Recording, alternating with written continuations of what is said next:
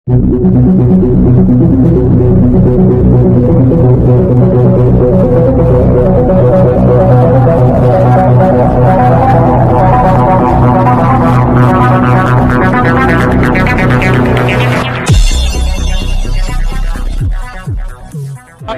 Work ఆగిపోయినా అలాంటివి ఏమన్నా ఉన్నా కానీ తీసుకుంటాండి.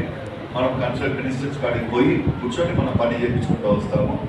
మరి ఇంకా నబీ సాహిబ్ గారు ఇందాక చెప్పారు, ఇరిగేషన్ డిపార్ట్మెంట్ మనకి ఇక్కడ ఎక్కువ అవసరం. రూరల్ సైడ్లో డ్రింకింగ్ వాటర్ కోసం కూడా ఆర్డబ్ల్యూఎస్ వాళ్ళు కూడా చాలా అవసరం. ఆర్ఎన్బి అయితే మాకు కంఫర్ట్ లేదు. ఇక్కడ రోడ్లు అన్ని నాశనం అయిపోయినాయి, రీలేయింగ్ ఆఫ్ రోడ్స్ లేవు, ఏం లేవు. కొన్ని ఊళ్ళంటే మంత్రాల కాడ నుంచి ముందర పోవాలంటే భయం అవుతుంది, నడుము నొప్పులు వేస్తుంది. ఎలక్షన్లో తిరిగి తిరిగి మాకు నడుము నడుస్తున్నట్టు. మరి అలాంటివన్నీ ప్లేసెస్ కూడా మీరందరూ పిన్ పాయింట్ చేయండి.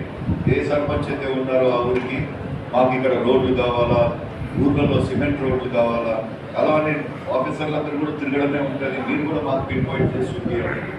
అప్పుడు 200 crores ప్రాజెక్ట్స్ ఆ రోజు 19కి మొదలుపెట్టి 200 కోట్ల రోడ్లు, మరి దాన్ని ముందర తీసుకోలేకపోయారు.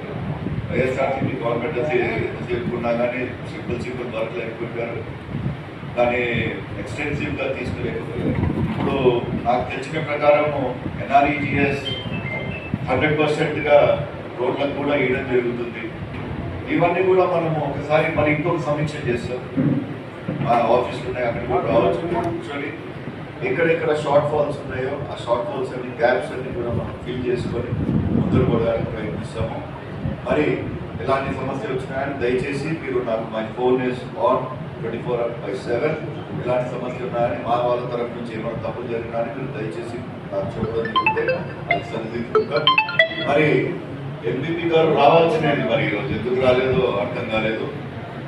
ప్రజల సంక్షేమం కోసం మనం ఇక్కడ మాట్లాడేది, పార్టీ సంక్షేమం కాదు.